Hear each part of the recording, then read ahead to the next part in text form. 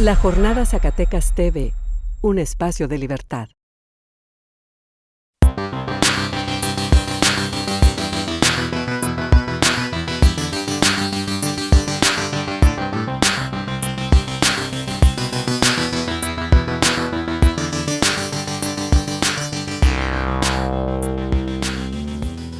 Sean bienvenidas, amigas y amigos, a su programa Sinergia, este espacio de la Jornada Zacatecas TV, creado para el análisis de la cultura, la política y la sociedad. En esta ocasión estaremos hablando de la iniciativa 3 de 3, esta herramienta impulsada por el Instituto Mexicano de la Competitividad, entre otras organizaciones civiles, para poner sobre la mesa el patrimonio de los funcionarios públicos. Para ello estaremos hablando con nuestro colaborador de costumbre, Marco Antonio Torres Cinguanzo, y nuestro invitado especial, Carlos Eduardo Torres Muñoz, especialista en temas de transparencia de Zacatecas. Así que, Carlos, pues inicia el programa especificándonos bien qué es esta iniciativa, de en qué consiste, por qué sale. No, pues muchísimas gracias por la invitación a platicar de esta interesante iniciativa ciudadana generada, como bien lo comentabas, por el IMCO, Transparencia Mexicana y otras organizaciones que estaremos comentando en el transcurso de la participación. Fíjate que yo creo que es importante contextualizar que la iniciativa nace en lo que Guillermo Cejudo, investigador del CIDE, ha llamado una coyuntura histórica contra la corrupción en México. Y también de lo que otro investigador de esa misma institución, Mauricio Merino, menciona como la segunda transición. Él dice que nos hemos dado una transición democrática y que ahora falta una transición institucional que nos permita crear la arquitectura necesaria para rendir cuentas.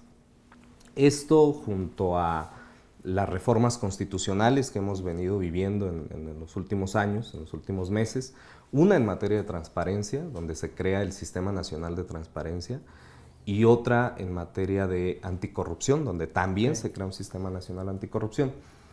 Y una más antigua, que es la reforma política que permite a los ciudadanos hoy presentar iniciativas de ley. Este es el caso de la iniciativa conocida como Ley 3 de 3.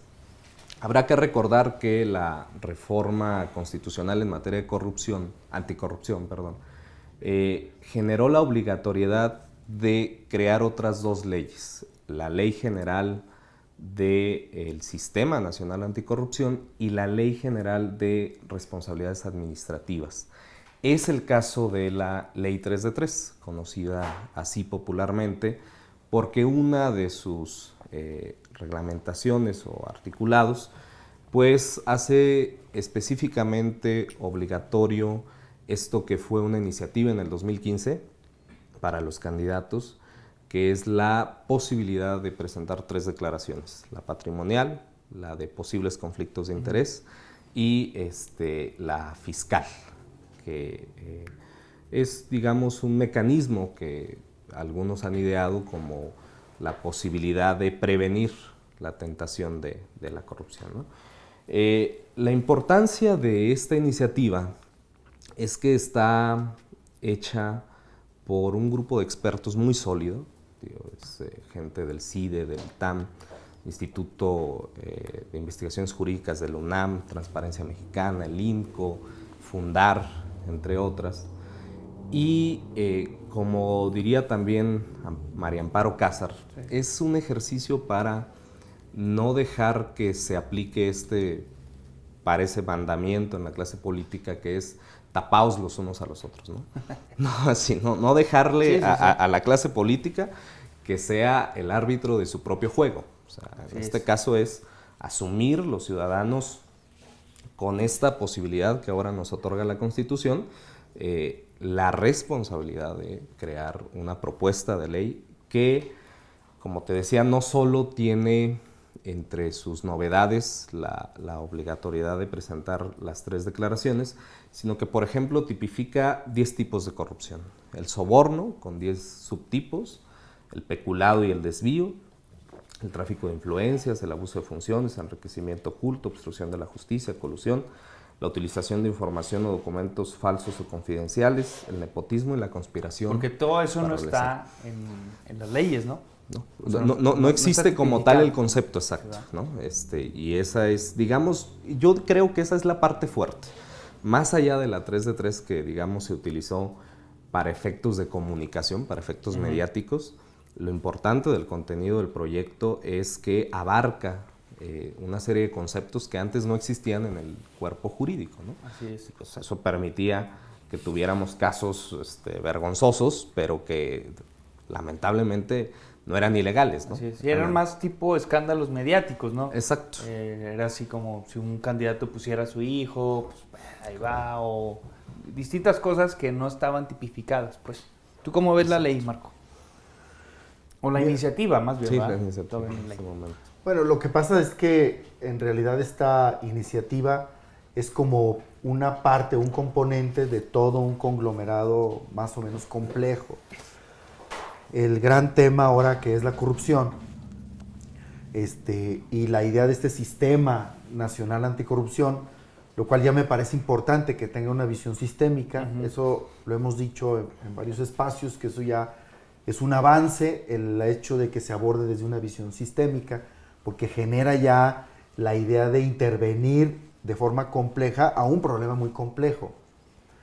El asunto es que sí me parece que hay algunos avances importantes en el planteamiento del sistema, de la ley, ¿no? Desde estos dos grandes componentes, que es la Ley General Anticorrupción y la ley y lo que pretende ser esto como una ley general de responsabilidades administrativas. Eso, la ley general sí es importante Son leyes mencionarlo, ¿no? generales. Pues porque es... Exacto. Al momento en que le agregan lo general, ya es...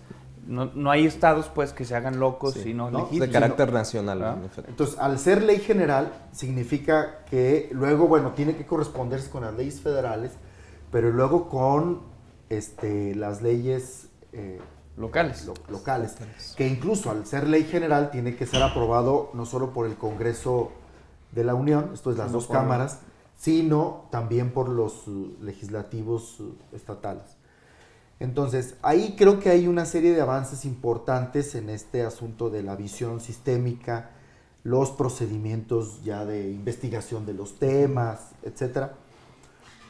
Aunque también tiene sus deficiencias, ¿no? Desde que sale la iniciativa del sistema anticorrupción, el hecho de no tocar al presidente de la República, o algunos mecanismos, la manera en cómo se nombran. Sobre el tema del fuero, ¿no? Ajá, También los era un titulares. problema, ¿no? Fíjate que un problema fundamental es que la manera si no hay independencia de los organismos de vigilancia, pues va a ser muy difícil que estos sean efectivos. Sí, efectivos, ¿no? El asunto es cómo se nombran. Sí, volvemos al Estos- tema, por ejemplo, de los magistrados locales, ¿no? ¿Cómo se nombran? Que más que Por decir ejemplo, los fíjate, nombres, en la Cámara de Diputados, que con las 2/3 partes designan a los titulares de órganos de control interno de las dependencias. Esa parte está muy bien, ¿va? Y no solo de organismos federales, sino también de organismos constitucionales autónomos. Así es. El problema es cuando dice, pero por ternas propuestas por el titular del organismo en cuestión, ¿verdad? Ahí ese es el problema. Es como el caso de los magistrados, en donde el titular del Ejecutivo, o sea, el gobernador, prácticamente elige a los magistrados por una mediación, solo pasando por la mediación de la legislatura. Nada más, pero el que los nombra realmente es él, porque él pone a 3, que los elige él, y se elige a uno de esos 3. Si luego no los ponen, pues ya él designa directamente. No, es que el mecanismo de integración, de nombramiento de los titulares de esos organismos deben de cambiar. Es como el de la Secretaría de la Función Pública. El titular de la Secretaría de la Función Pública el actual, no la propuesta de la ley, el actual, pues lo pone Peña Nieto para que se autoinvestigue. se lo investigue. ¿Cuál fue el resultado? Pues el que ya vimos, ¿no? Señor Peña Nieto, todo está muy bien, su Casa Blanca está muy bien, no hay conflicto de interés, todo es perfecto. ¿Y la ley 3 de 3 o la iniciativa ya contempla cómo designar ese tipo de funcionarios? ¿O? La iniciativa no, la reforma constitucional anticorrupción sí, define, por ejemplo, que el encargado de lo que sea la Secretaría de la Función Pública, el órgano interno de control del Ejecutivo, tiene que ser designado de esa manera, electo por las dos terceras partes. El problema, digo, y por supuesto que no es justificable en términos éticos el tema de la Casa Blanca, ¿no? Pero jurídicamente Estaba impedido. no existía ese conflicto de interés, básicamente, ¿no? Por eso sí por eso no es un asunto, aprovechando el comentario de Carlos, no es un asunto como lo han promocionado algunos políticos, que ya hay leyes y nomás hace falta que las apliquen. Exacto, No, eso es falso. Exacto. ¿No? Sí, porque faltan muchos dicen, muchas ¿no? leyes. O sea, porque tenemos muchas leyes, pero... Y también hay falsos. O sea, hay dos cosas que son falsas. Exacto. Falsedad número 1. Decir que ya hay leyes suficientes y nomás falta que se apliquen. Esa es falsedad número 1. Sí. Falsedad número 2. Decir que la corrupción es un problema cultural. ¿Ah? Es falsedad número 2. No es un problema cultural.